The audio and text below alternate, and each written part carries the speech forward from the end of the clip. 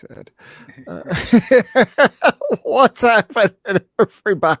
And on that bad dad joke, welcome to the Two Bros Wrestling Show. It's been a minute since the two of us have been on here together, so maybe that's what's going on. But it does feels good to be back.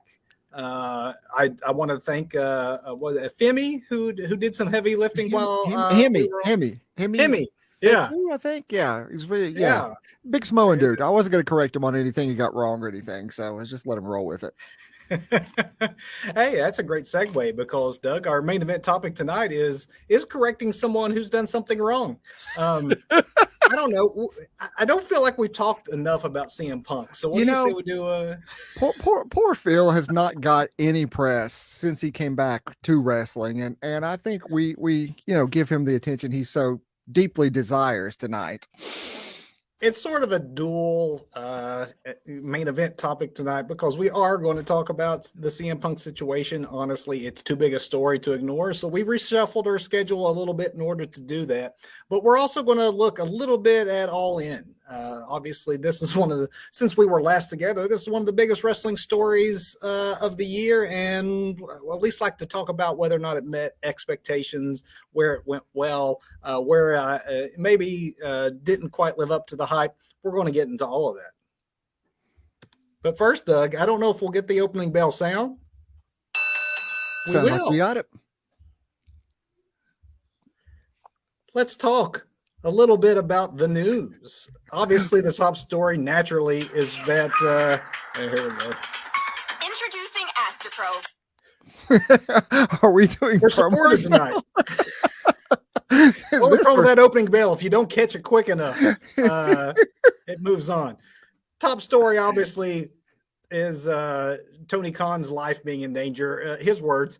But we will be getting into our main event topic. But there is actually some news, Doug, that is not just CM Punk related. It has to be at least Punk adjacent then. If it's not directly related to, I'm sure it's Punk adjacent.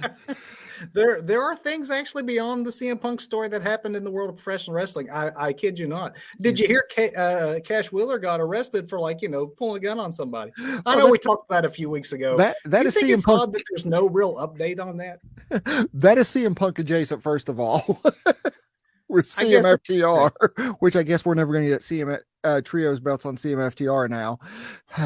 Do you think it? I mean, I guess in some ways, Cash can thank his buddy CM Punk for knocking him off of the top story of wrestling websites, but there has been a surprising lack of follow-up to the situation of a road rage incident where Cash Wheeler is pulling a gun on someone, and now all anyone can talk about CM Punk. And I actually looked to see what the latest is on his case and could find little to nothing out there as far as movement on that. So I know that the justice system moves slow. Maybe that's where we're at, but I don't know. Have you heard anything more? I have not heard the initial. I've been wondering if there's been a continuance or, something scheduled for later on, or, clearly it wasn't severe enough for the law enforcement and the court system to decide that he could not leave the country. So he was able to perform, but maybe it is just the justice system moving slow. Also moving slow, Doug. Mergers, as we know, can take a long time, but we now have a closing date for the merger of WWE and UFC owner Endeavor. It was announced last week that they expect to close the transaction that will bring forth the new company TKO Group Holdings, Inc. this Tuesday, September 12th. So nice. Yeah, at that time, TKO will begin trading on the New York Stock Exchange. So call your investment advisors now, everyone. Now we just wait to see if next week, when we do this show next Sunday, Doug, if we're talking about layoffs, I guess. Isn't that what happens after we do these mergers? We do mergers, but maybe they need to make some money for One Bill Phil. I don't know. guess it depends on that release. A former friend of One Bill Phil, or at least probably one of his more famous opponents, kind of the center of this next story. As we all know, John Cena has returned to SmackDown. Can't do Peacemaker with the writer's strike, I guess, but this appearance is not just a brief thing. It's reported he's going to be around for several months. Obviously, one of the main reasons they brought him back was to appear on the Supercard that they did here last week in India. Oh, I forgot about that. Totally forgot about that. Because it wasn't aired, unlike the first one that they did in India.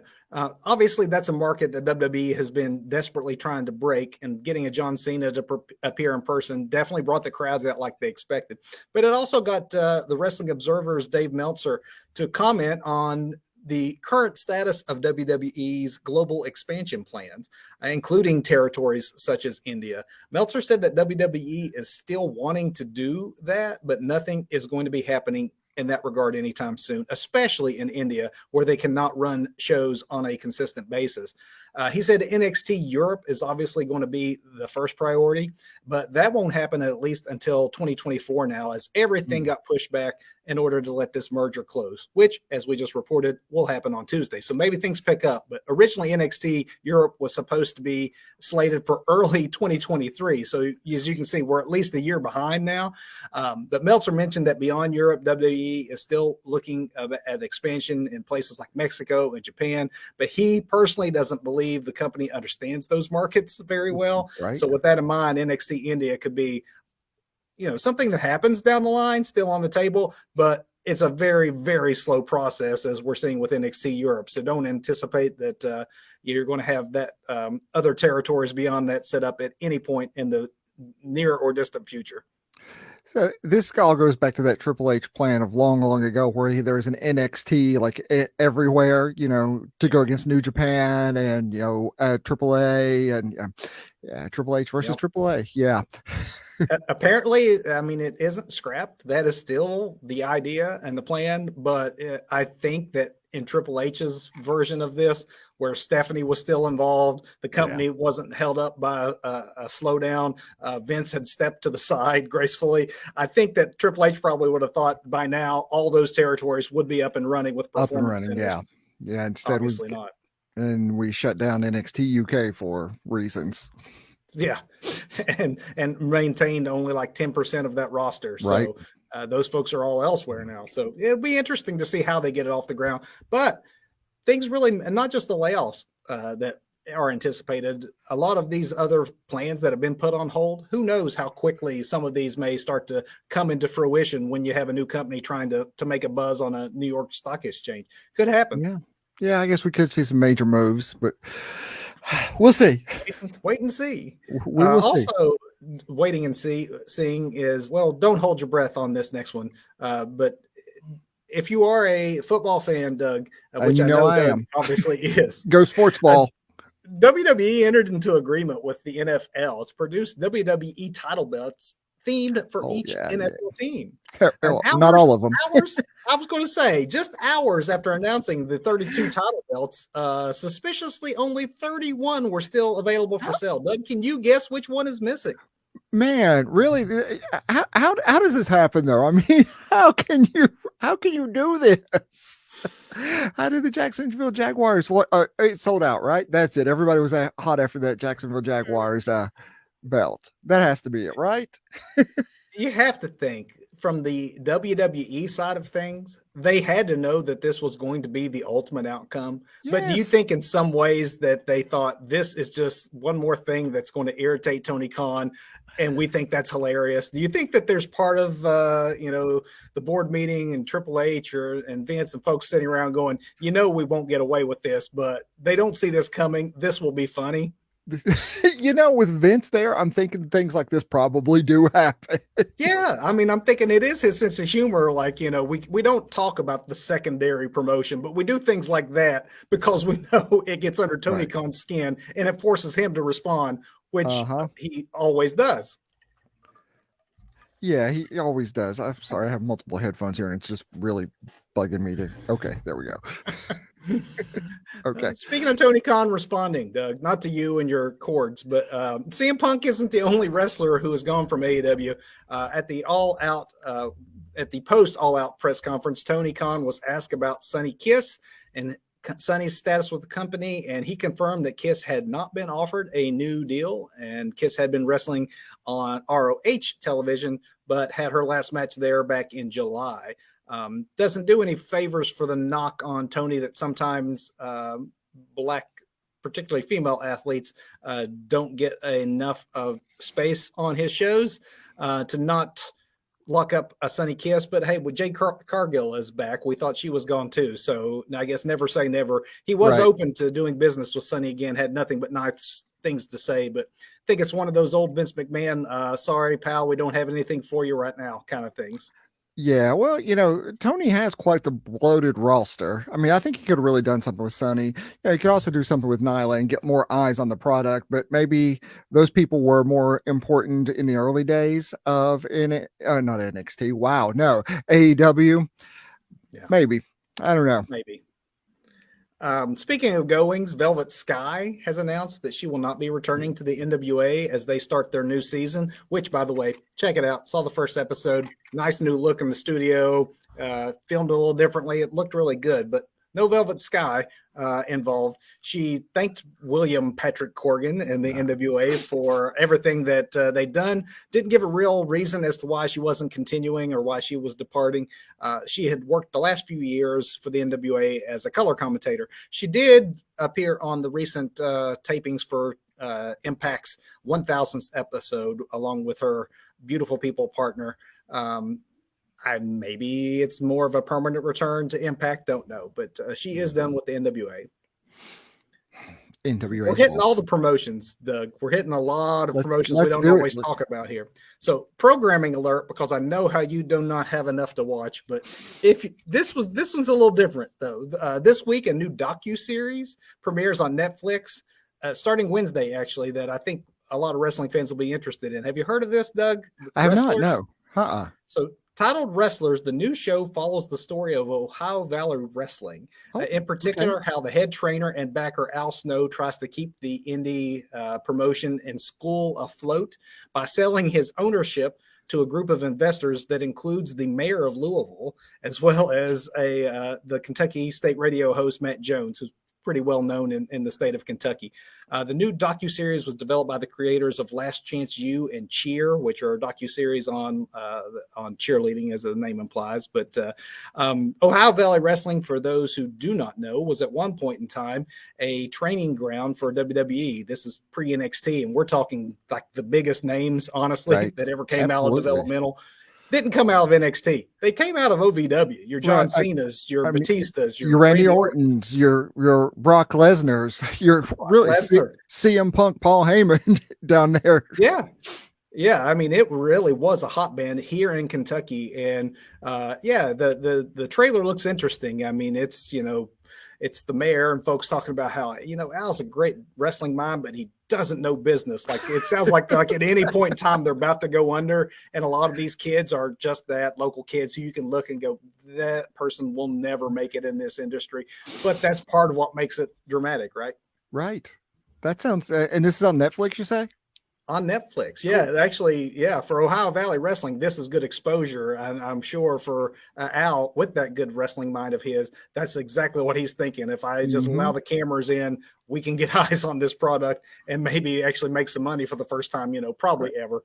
And they're running around going, "We got TV, we got a TV, we got TV." Yeah, man. Good for them. I'll look forward to that. Close on a couple of tributes.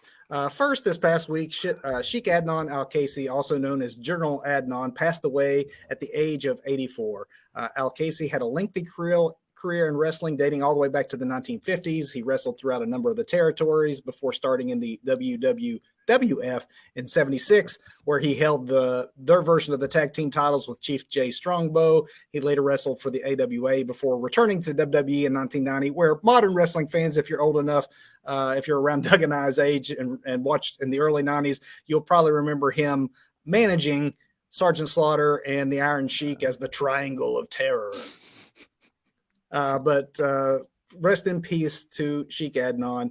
And these final two, Doug, obviously are not fresh news, but at the same time, we have not been on the air together since this occurred. And these are just two such significant deaths in the world of wrestling. We would be remiss to not talk about it.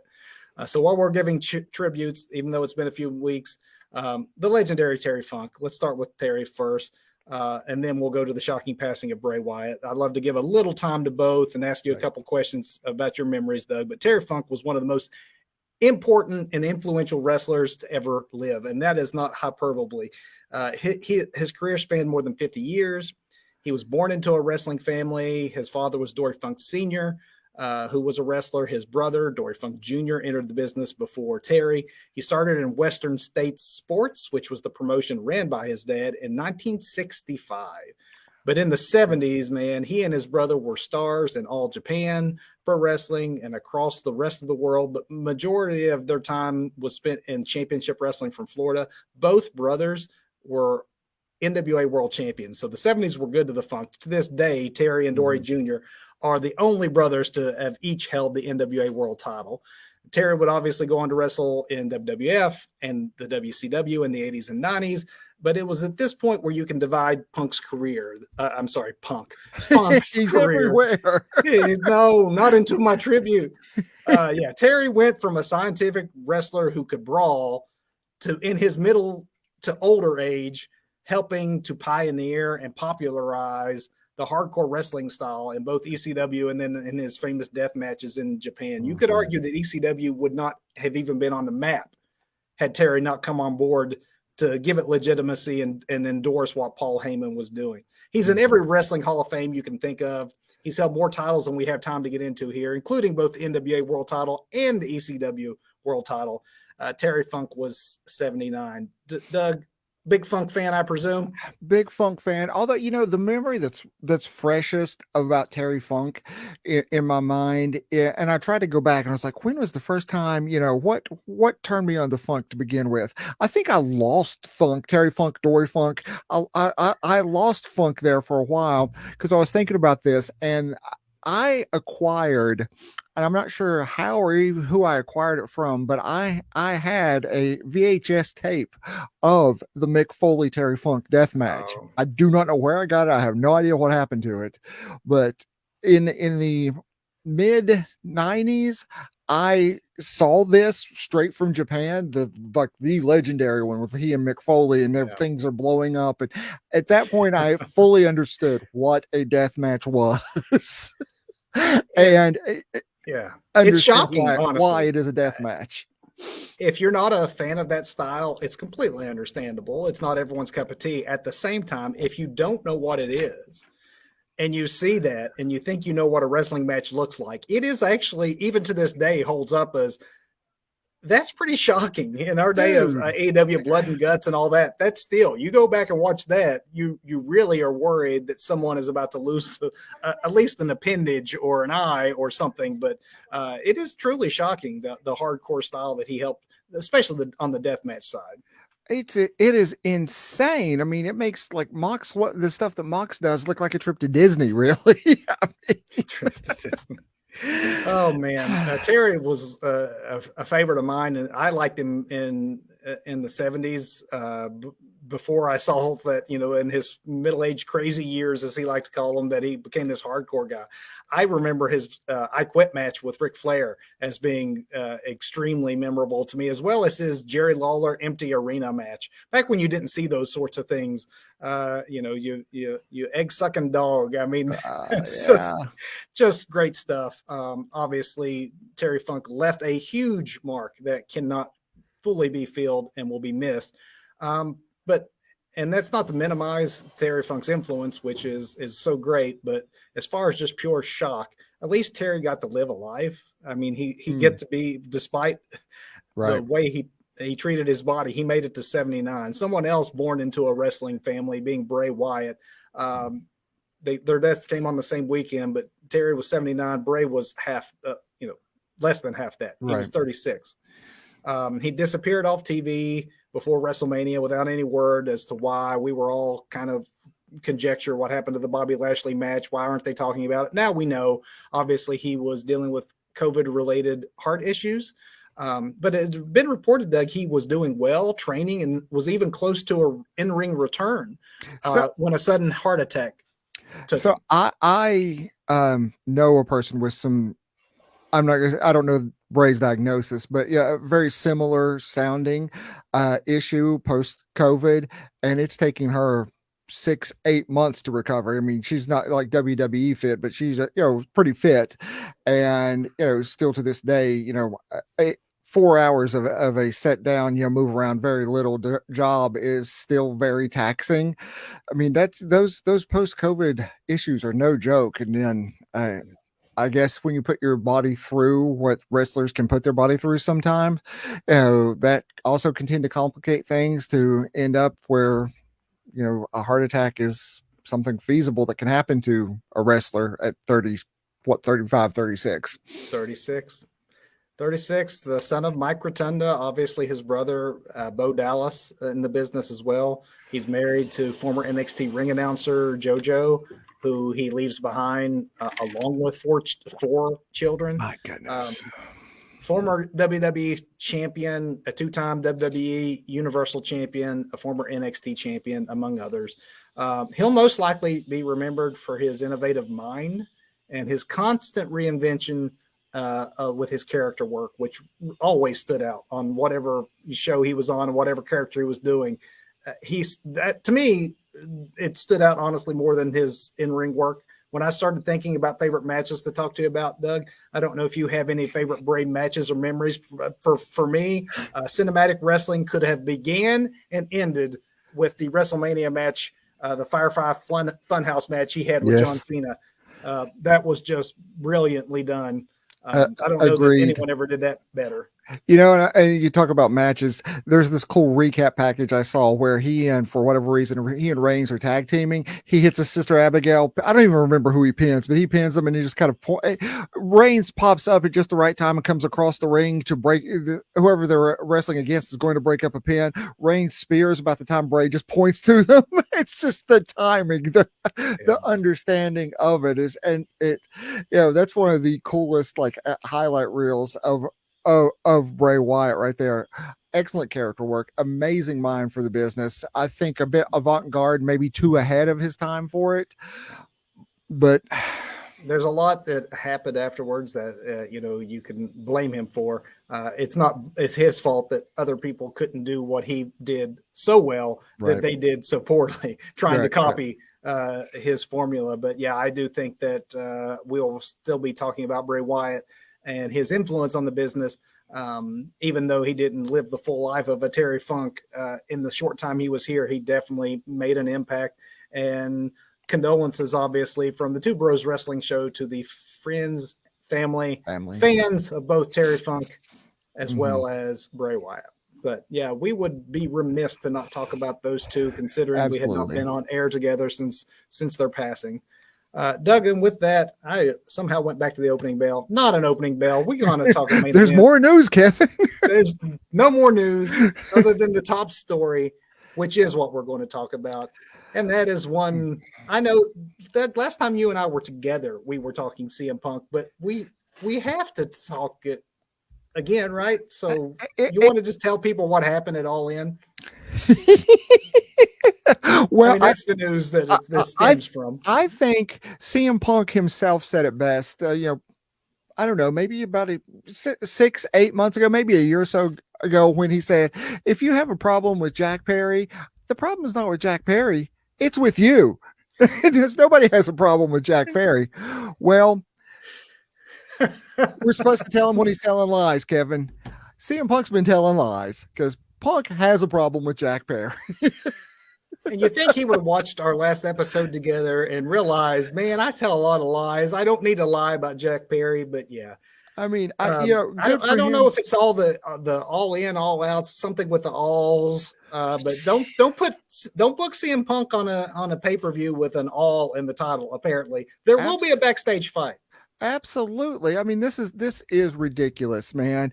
Ridiculous that this man is so thin-skinned and so blames everyone else. I mean, I was a huge CM Punk marker. We've covered this before, but at this point, after the events of All Out, where for those of you who are unfamiliar, living under a wrestling rock, I guess, and don't know what we're talking about. So Wembley, Punk's getting ready to go on. He's, Jack Perry and Hook put on a nice little FTW. I almost said FTR. FTW a match where, Hook gets to reclaim things. There's a spot in it where they have a nice little limousine.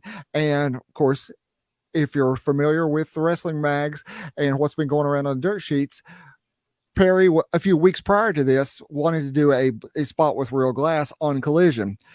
By all accounts, this spot was cleared by the office, the AEW office, and they told him just go shoot it on Collision, and then you can go ahead and go on vacation. Punk was having none of that because, Punk told Jack, we don't do things like that here on Saturday nights, and you're not going to do that. This led to a bit of a confrontation, and I guess Punk thought that, there's allegedly that the locker room is a little too lazy and likes to do spots like this so they can get off work for a week. Kid already had something planned. Anyway, altercation goes down, and this is the same week that Hangman is allegedly told, yeah, no, don't shoot your thing here. You need to go somewhere else and do it. Don't shoot it in the arena because Punk's here. It should be noted, Doug, that Punk was getting away with these things. Like, yes, he was being allowed to dictate this stuff on Saturday night, which it really does. Yes, we can obviously talk about CM Punk and his many failings, but this is a failing of Tony Khan, that a person with Punk's personality was put in a position that allowed him to have this veto power over what was and was not happening on television. And I wonder, to that point, I wonder if that's something that Punk just took upon his own to have, or if Tony gave him this power, or, well, by doing nothing, clearly Tony gave him this power if that was it. But anyway, it could have been by admission. You are correct. Yeah. Perry has a nice little glass spot on the limousine, which he comes up to the camera and says, Real Glass, cry me a river. I thought it was, God popped huge for that. Loved it. Match is over. From all accounts, Perry goes backstage and is confronted by Punk about this because it's clearly, in reference to him. Even though the pay-per-view was getting ready to start with Punk in that first match. Punk and Joe, first match of the pay-per-view. Perry and Hook had, was the pre-game pre-show. So, getting ready to go live, 80,000 plus people, huge pay-per-view, biggest business AEW's ever done. And Punk thought it'd be a good idea to start a fight with the kid because, issues, I guess. And who knows how that would have escalated had it not been for Samoa Joe, who apparently was the one who managed to get the match together and get the Punk out of there and diffuse the situation, but and pull a match out of Punk. It's not a decent one too. Yes. Honestly, I mean, I would have loved to have heard the conversations in that match. While they're locking up. So that's the backdrop to all of this, and we can certainly. I think it's not only can we make the argument that Punk shouldn't have received this second chance to begin with. We have made that argument, in fact, over multiple episodes now. This will be our last CM Punk episode dedicated to him, unless he goes out and I should maybe not say never, right? Who knows? He might go out and start killing people next. But belatedly, we can all agree, right? Tony Khan made the decision. That was the only decision he could make in this instance. Do you agree with that? It was clearly the only decision he made, and I really think he was trying to do what was best for business by bringing Punk back, trying to eventually have a sit down with Punk and the Bucks, the Elite, and make some money off of that eventually. But I think he was trying to just do what was best for business, although you've got to see in hindsight, what was best for business? Just cutting your losses earlier, or, getting a show on Saturday nights, which nobody watches on Saturday nights, which is a good show. It is a good show. When you say that, he tried to bring Punk back, he brought him back in June because of the injury. That's as soon as he could have come back. Mm-hmm.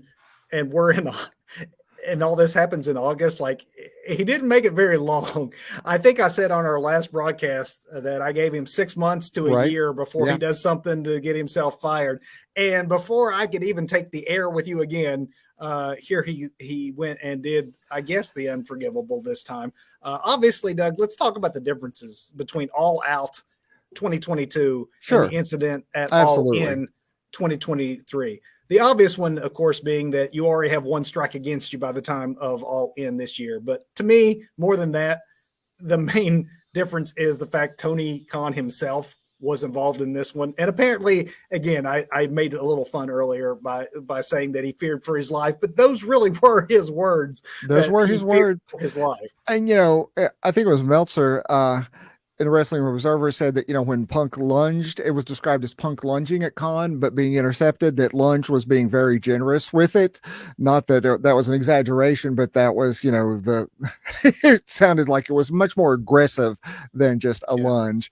But, and I can also see, because I guess monitors were knocked over, things were knocked over. There were people who were wrestlers that were endangered by this workplace mishap, with this workplace conflict, because at the end of the day, that's what this was a workplace conflict. When was the last time somebody came back from lunch, punched you in the face, put you in a face lock? I mean, it happened once. My boss let him come back, and then he was back 2 weeks and he did it again. So I'm thinking that's on my boss, actually, right? Not that guy.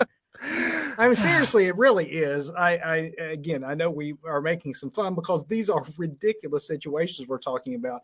And you just hit on it there, Doug, because we didn't actually, when describing the Jack Perry incident, pull that part in earlier, is the fact that Tony Khan was not there just in the middle of it. Apparently Punk and Khan had been going at it over perhaps a different matter earlier in the afternoon, and there was yelling and cussing, and like, I don't care how big a star you are or think you are, there's only so much of this that can be tolerated before eventually you've burned that bridge, right? Absolutely. And Punk it seemed like in those last couple of weeks they're building up to all in before Punk is all out, before all out. That he had become this like almost Hulk Hogan type of figure, just milking Tony and just starting to do ridiculous stuff just because he could, like, in the Impact days with like Bischoff and Hogan there just kind of running wild and doing what they wanted to. I think Punk perceived himself to have power that he actually didn't, or some importance that he really, really didn't. And I gotta say, kudos to Khan. He should have done it before, but eventually, he made the right decision here. With by all accounts, the right decision has been made. Yeah, even if it's belated, even if it's the only decision he could make at this point, there surely could be no third chances, because I'm sure there had to be some worry, and supposedly there was ahead of time, to the Elite and Punk being in the same back room again, the same locker room, because they'd not done that since their last fight until this big pay-per-view. And so there was talk about, do we get them together for a sit down beforehand? But then they decided not to do that because people thought the Elite and the Bucks would not want that and wouldn't allow it. And here you have him go and have another fight, just not with the people you think it's going to. And that's when you have to realize it doesn't really matter the other person involved. Punk in a locker room is going to be a cancer, and he's going to rub people the wrong way and perhaps jeopardize the lives of anyone standing around him. Sure, because it sounds like this man was very volatile by all accounts that we've heard, and really a loose cannon with no regard. It's like a Wolverine berserker rage. He's just gone into some sort of wild fit of rage and doesn't care who he harms, himself or anybody else. Or at least that's what we've been led to believe, because Tony was felt that his life was in danger, and for other non-wrestlers involved in this, I'm sure they maybe felt that way too, because Punk's not a small dude. I mean, he's no Mark Henry or but he's not a small dude. And I think something else that was very damning for Punk is that there are cameras all over that stadium, where before you had like Larry the Dog and Ace Steel and his wife and the Elite and their hangers on trying to explain what happened. But here, not only do you have Tony Khan, you have multiple witnesses who are non-wrestlers who aren't wanting to pick a dog in this fight. They're just wanting to get out of the way of tumbling monitors or whatever, and cameras everywhere. So because this happened right before the pay-per-view was starting, this happened in Guerrilla. So this is in front of, like you said, everybody in the company. And let's talk about the company. So let's look ahead at how this move, belated, but the right one, is going to affect AEW. And I'd like to start with first looking at the show that was truly built around Punk, and that is Collision.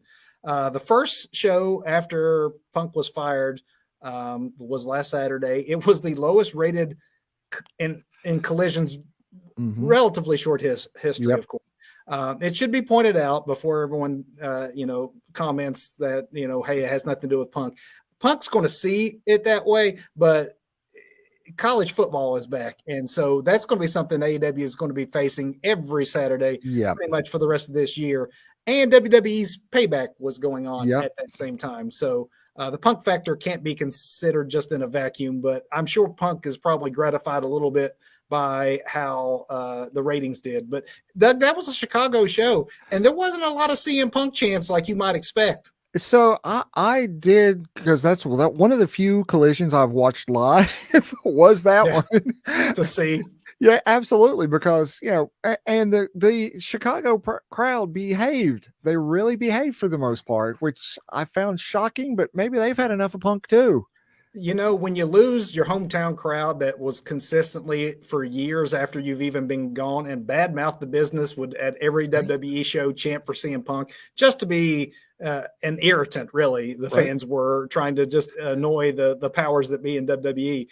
The fact you didn't really get a whole lot of that says everything you need to know about Punk burning that final bridge, and that is very likely with the ones who were defending him no matter what. And that's gone now too. Absolutely. I mean, we get the FTR flashing the straight edge X at one point, but not a lot of support from a rowdy Chicago crowd, which is always a good time in the past, especially when I was a huge Punk fan, and WWE would go to Chicago after Punk was gone. I loved it when they would go to Chicago, because the Second City Saint was going to be mentioned by the fans, if nobody else. And now I think that that Second City Saint has fallen from grace. Fallen from grace. It's also fallen, at least by the wayside, is there was a soft brand split. They never made it really a hard and fast brand split, but that is essentially dead. Really, we all know the reason that there was a soft brand split to begin with is to keep people who couldn't get along with CM Punk, or that Punk would not allow himself to get along with, on Wednesdays, and the Punk friendly people on Saturdays. We've already seen the Bucks make their first ever appearance on the Saturday show. I still think a hard brand split would help differentiate the two shows, and I would be for it. But the fact that you don't have to do all your booking around who gets along, who can be backstage, that's not going to cause a fight with CM Punk. I think that should be something that's seen as a positive, right? Right, but my big question is, who is going to be the real world's champion now? Who? So some things were meant to die. I hated that whole idea of the real world. Well, I don't mind someone claiming it. I just didn't like referees holding up the title as if it was an actual legitimate belt and no one calling him on it, and people challenging him for it. Like, instead of just saying, "You're full of crap, dude. That's nothing." You lost that. Yeah. Yeah. Without Punk, though, at the center of Collision, Doug, I think Tony Khan would be wise to make Collision the Bryan Danielson show. That's where I'd like to see it go. Agreed. Absolutely. Yeah. He's got a year left, he says. So, and yes, and he said that where? On Saturday night. Exactly. They may already be looking at doing something along those lines of, we like the idea of a show built around a particular wrestler, except now you're going to get one of wrestling's good guys instead of one of wrestling's villains, right? As the center piece of that. Who else, Doug, do you think has the most to gain from Punk's ouster? Obvious, beyond the obvious people he's been in, physical fights with. So Ryan Nemeth might get some TV time now on Saturday night. Ooh, can we see Colt Cabana? Because Colt Cabana's going to be on Saturday nights. Exactly. I'm hoping for some Peter Avalon now. And no one's ever said that ever. So that's a first. But seriously, Saturday night did have a lot of great talent already. You got Ricky Starks, that promo that Starks cut after Punk was let go. You kind of feel bad for Starks, because there was his vehicle. There was somebody to put him over. And well, he got handed a great consolation prize. Yes, an amazing one, in fact. Yep. So he bounced back, and he probably bounced back so well because it was like, look, you went out there and you handled that like a champ. You know, Yeah. That's how you you handle business. that is exactly that's how you handle business. You don't go out there, hijack a show, sit down in the middle of the ring, and call out somebody who's not even in the building because Yep. you've gone into business for yourself. You know, that's not what you do. So yeah, Ricky Starks, yeah, Andrade, yeah, Miro, maybe. Hopefully, there's more room for Miro to move Miro, around. I mean, yes, yes. um, Punk definitely was the centerpiece to that show to its detriment, in my opinion. He was in all but one Mm-hmm. main event and was in a lot of the segments outside of that one, spot on Saturday nights. So I think that honestly, despite what Tony Khan may be worried about in the short term, I think long term it's a net positive to have him off of Collision and Yes. not taking all the oxygen out of the room. Doug, how do you think Collision and AEW in general will fare without Punk? Better? You know, they got along just fine without Punk for almost a year after all out last year. There'll be some eyes on him. There'll be some angry Punk fans. They're going to be those Punk apologists that show up, and no matter what he does, they're still going to be there. But I think there's going to be less and less of them. And again, going back to what we said about Chicago, if if he falls out of grace with Chicago, you know, what's he got left? We know it ended badly, obviously, but do you think that for all the bad, do you think that the last 2 years of having eyeballs on the product and the CM Punk drama, putting him in the news, do you think that Tony Khan and AEW, that it was still worth those 2 years? Because it was one of the biggest returns that you could possibly imagine. Yeah. And yes, it ended very badly, but do you think it was worth the 2 years of drama to get what we got out of Punk for AEW's sake? Even when Punk wasn't on AEW during right after All Out, all the way up through what was it, June, July this year, you know, we were still talking about Punk here and there. We were still talking about AEW and what's going to happen with AEW. And people who weren't watching AEW, at least it was at least in their periphery where they knew, oh, that's where Punk went, and now he's gone. But is he coming back? Where am I going to find Punk next? You know, so I think that did have a benefit to AEW. I just don't know if it was worth all this drama and ridiculousness. And for a man who does not like drama, come on, dude. Well, he had some good matches even on his way out. That match with Samoa Joe was good. The buzz was great. The return was magical, honestly. And then it just soured completely. I'm not sure I'd say it was worth it. Maybe Tony would answer that question differently. He did thank Punk for all his contributions and things along those lines. Maybe he was sincere about that. We've looked at the company post-Punk, as this show is titled, but let's look at Punk himself. There are rumors that Impact, among others, are excited about the prospect of landing a Punk and his services. Yeah. Do you think it's likely Punk takes a role with a company outside the big two, or is CM Punk in the world of professional wrestling done? It's a great question because, you know, I mean, we've learned to never say never with wrestling.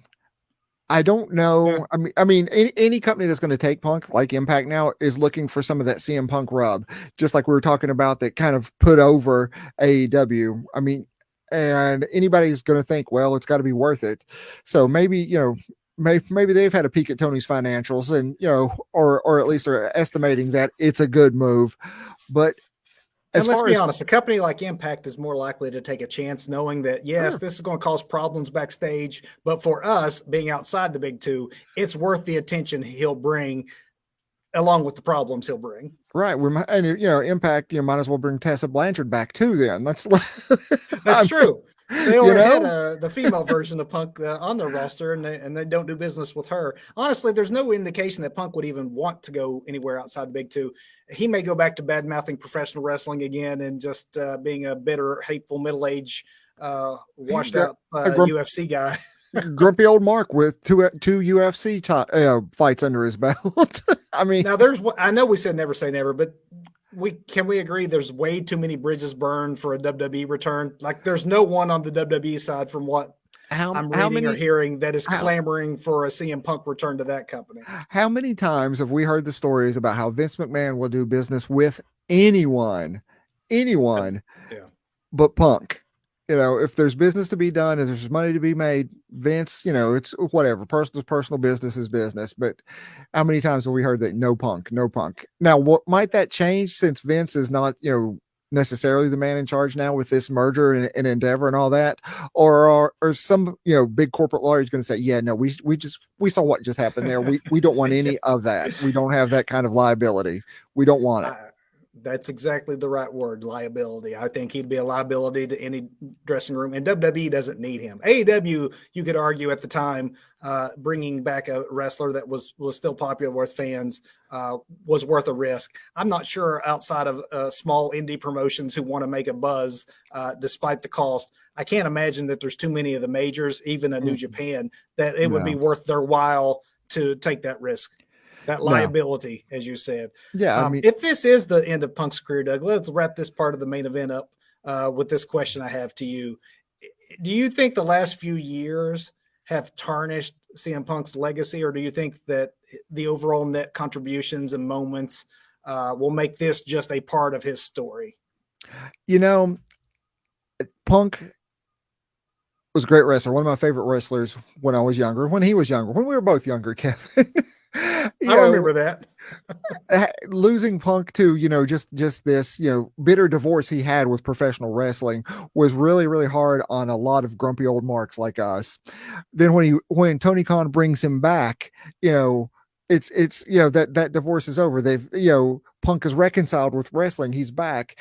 And I think we got to see why I don't think Punk didn't leave wrestling. I think wrestling left Punk. Wrestling kicked Punk out before, and Punk tried to reconcile with wrestling. But, after a little while, wrestling decided, you know what, it's really not working out. And everybody who thought I was a little wacky from before actually sees the real you this time and realizes it wasn't me. It was you. The whole time, right? The whole time. Yeah. Maybe I'm just a little bit too much in the moment, but I just can't think that this hasn't forever tarnished and overshadowed anything that Punk ever accomplished in the ring. It's now going to be the first thing that people think of when they think of CM Punk. And that's kind of a shame for all the good that he could have left in this business. And instead, people are going to think about all of his backstage fights and the drama in which he left the business. Drama, and such a thin-skinned man. I don't understand this. It boggles my mind. I really hope whatever he needs, he finds it, he gets it. If it's help, if it's whatever it is he needs, because there's something wrong somewhere. That you can't be this aggressive towards all your coworkers and everything be fine. It's just that life just doesn't work like that. So whatever he needs to find, I would have thought he would have found it in the 7 years off away from WWE, but he needs to find his slice of happiness and leave everybody else alone. I think that's a good way to end it, Doug. Very positively that we'll wish Punk well in his future endeavors. Just future endeavors. I just future endeavored him, man. We're going to talk all in. Oh my goodness! I know we're a couple weeks behind. I want to just talk some good and bad and what we thought about the show. Because this really was despite all the things that have overshadowed it since, this was a watershed moment. Tony keeps saying this was the biggest week in AEW history for a reason.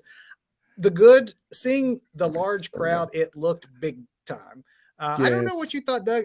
Even though it looked big time, it oddly to me did not look like a WrestleMania kind of thing, which I expected. It didn't look like a WWE produced mega event. Maybe it's the small stage. To me, it looked more like a New Japan, like a Wrestle Kingdom feel. It very much did. And my nephew Tyler and I were talking about this. I think maybe, because you could do a lot more with the area that they had to work with. You could have some very dramatic staging, a lot more staging, but you like you say, you had just right there. Here is the ring, and then everybody else fill in. Do you think, and this was just me theorizing, but do you think that was done as to keep costs down? Let's not get all crazy with it, but two, to get more people on there. Absolutely. To get more room in that stadium so you could fill more seats. It was going to look good no matter what, but if you had a big production stage, you're limited in your capacity. And Tony Khan was hell bent on breaking these records. Yes. And if he is, again, it's wrestling math here, so take it with a grain of salt. They always use the disclaimer of paid attendance, Right, but right, right. if he is being honest with that figure, they are claiming that it's the most people that ever actually paid to see a wrestling event. Whether it is or isn't, it's got to be in the top 4 or 5. So from that point of view, kudos. It was definitely mission accomplished and looked big time. Doug, I also really liked the Mercedes Moné moment. The former Sasha Banks, it is time. And of course, on that stage is the perfect time to do it. So I thought that hit all, no notes on that. That was perfect. Yeah. Obvious with the outcome, but it was a great moment for me to see Saraya win the women's title in her home country. It was kind of that SummerSlam 92 throwback. So yeah, that was cool. That was cool. A little weird for me. It's because it was almost like a babyface celebration, even a babyface entrance. But you're like, she's okay, the hometown hero, but she's a heel. But okay, I'm cool with it. Totally cool with it. It just seemed a little, not necessarily clumsy, but maybe a little bit awkward. This was a little thing, but I think it might not even have been a Tony in thing so much as it's just something they chose to do. But the House of Black carrying the lantern down to the ring, again, that was pitch perfect. Yes. And then obviously let's talk the action. I mean, the best storyline AEW had going is going to continue. We were all waiting to see who would turn on the other, MJF or Adam Cole. It was a really fun match. Obviously the tag match was really fun. Maybe switching a little bit to the bad now. I don't want to talk too much negativity, but I'm going to say that I actually thought that if you just stack the actual in-ring action up against each other, that they might have actually had a better night at the following week's show in a small venue than they did the big venue. Yeah. You agree?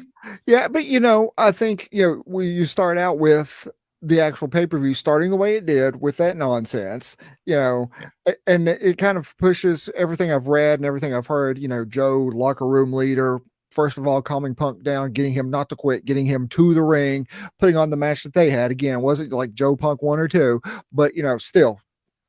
Good, especially when what had just happened before that. And Joe taking control of that whole situation and just making it work. And I can see all of the folks who are pro Punk having their night been soured right then and there, and then all the anti-punks saying, okay, we're going to go out here and we're going to make this work. Yeah, exactly, the anti-punks. So I think it's a Van Halen song, isn't it? It should be. If not, it should be. Well, maybe a Wolfie song now. But anyway, to me, I don't know. I think that, and this is, to me, this is actually a Tony Khan problem, not just a Wembley Stadium problem. Just way too many multiple person matchups.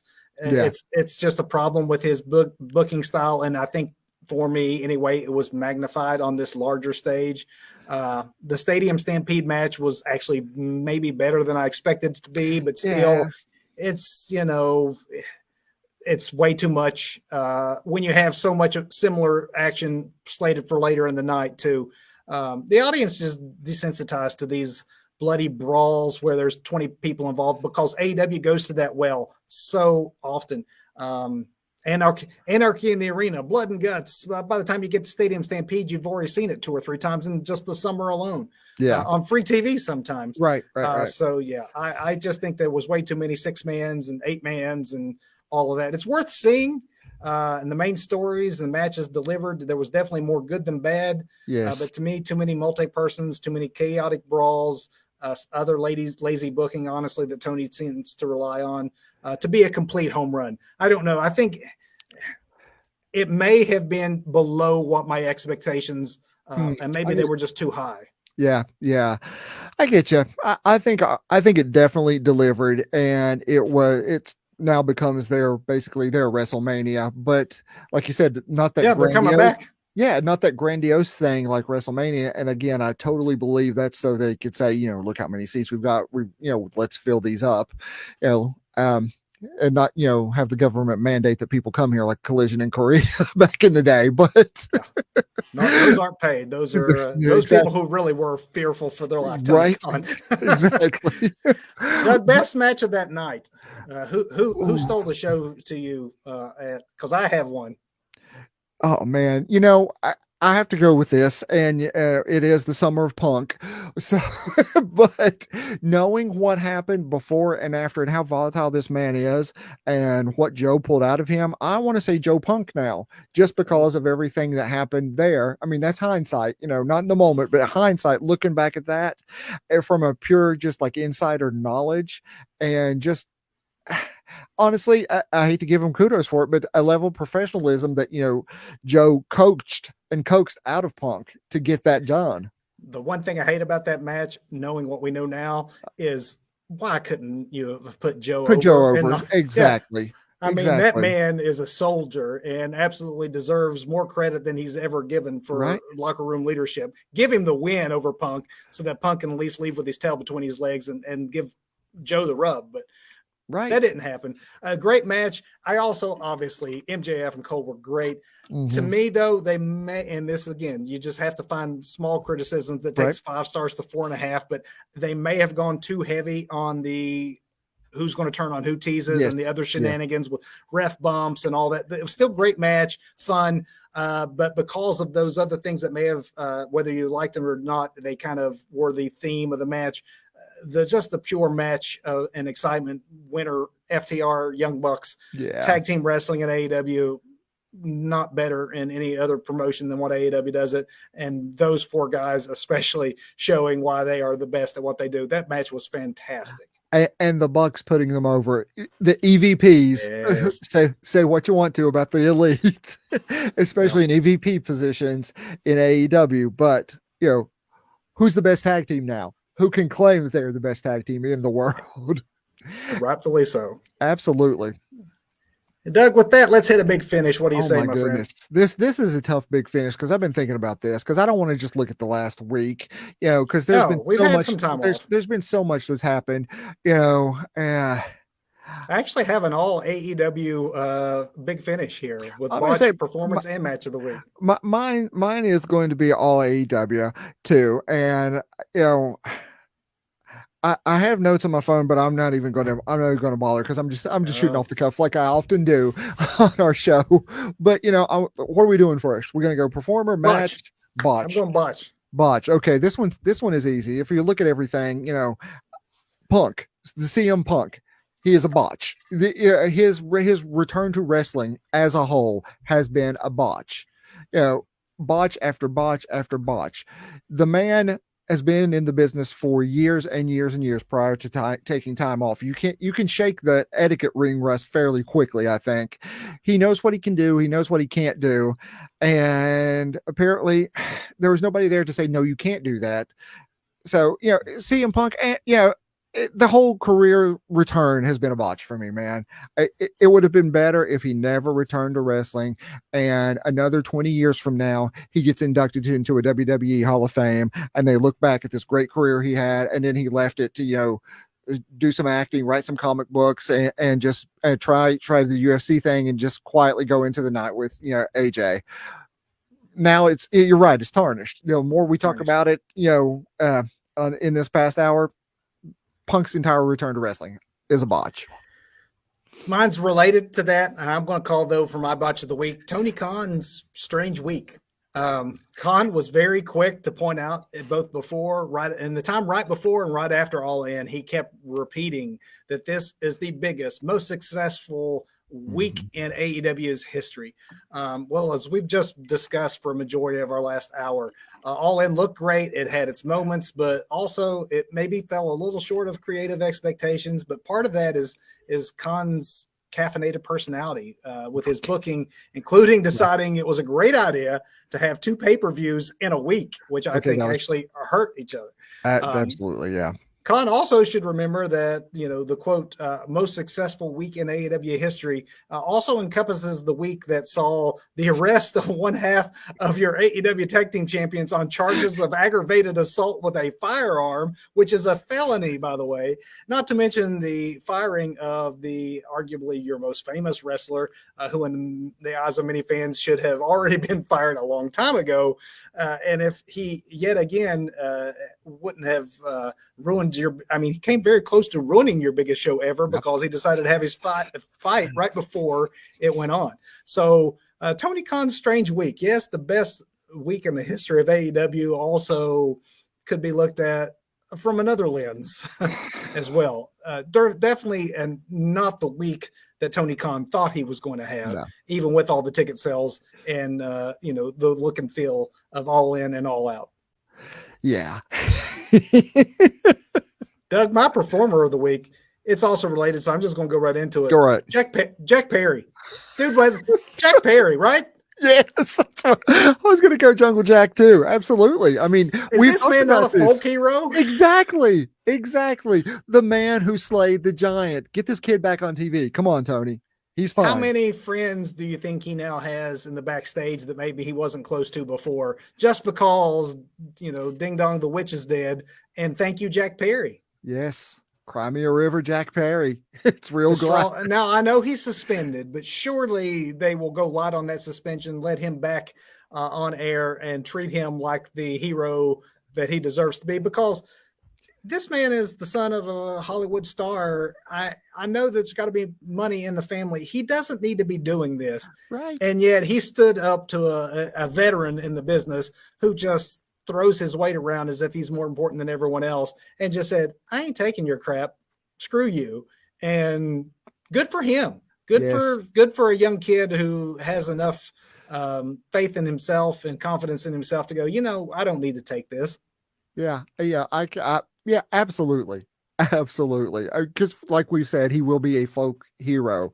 I mean, I mean, there should be T-shirts on 1 Hour Tees, Wrestling Tees right now that, say, cry me a river, it's real glass. That's right.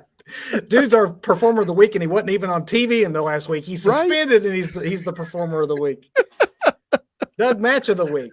Man, I got to go back to what Joe was able to do, knowing what we know now. And, again, it speaks to a level of professionalism that Joe was able to pull from Punk. I don't know what the man said to him, but this dude, I've always liked Joe. Joe's been one of my favorites too, just like Punk.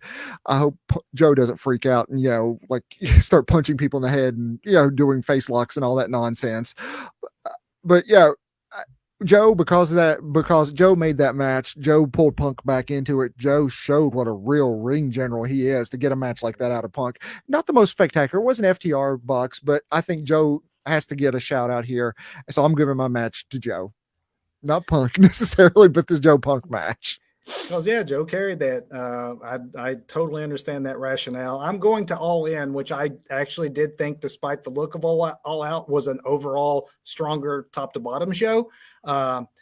And man, Bryan Danielson and Ricky Starks in a strap match. Yeah. I typically don't like strap match as a stipulation. I think it sometimes limits what you can do. It sounds cool, sounds brutal, and then they get in there and you realize there's only a few feet they can actually operate in, and it just tends to always look good on paper and never that great in execution. There are a few exceptions. This was definitely an exception.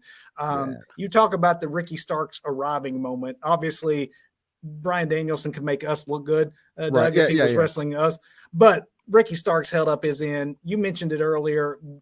The rub was supposed to come from Punk and working with Punk, and instead you actually have a veteran who knows how to work with other people and be generous in doing so, like Bryan Danielson, come in off the shelf. Wonderful surprise. Love the switch with the dragon getting involved. Yes. They really lucked into having that dragon beat down so that they could go with that route to this match.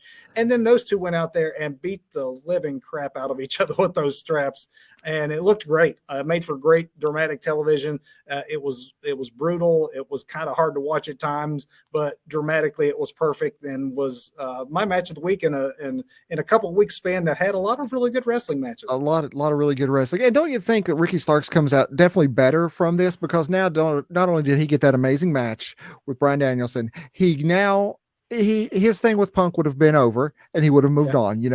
Punk would have moved on to somebody else, and Ricky Starks would have moved on to somebody else. Now, wait, man, but you don't see that Starks was going to be your real world champion? Now Starks is in a program with Blackpool Combat Club.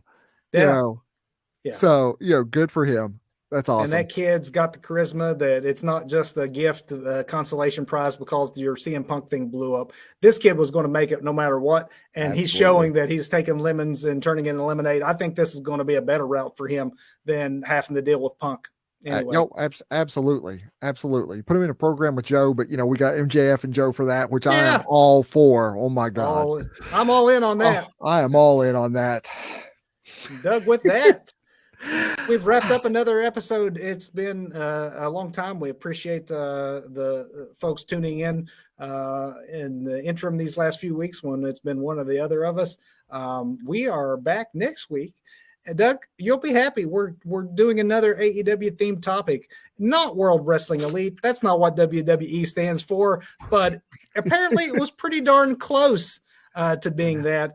We're going to do some fantasy booking and, just looking at the what if world of had that happen, how would each member of the Elite have fared? What great contest did we miss out on by them not happening it?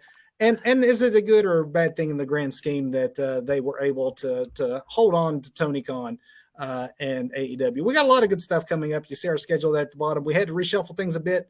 AEW threw a pay-per-view in there on me that I didn't anticipate, so we've adjusted accordingly, but got a lot on tap, and we hope that you're along for the ride. Yep, just can't wait to see what Vince McMahon or CM Punk does this week. Because whatever it is, we will be covering it in the opening bell of next week's show.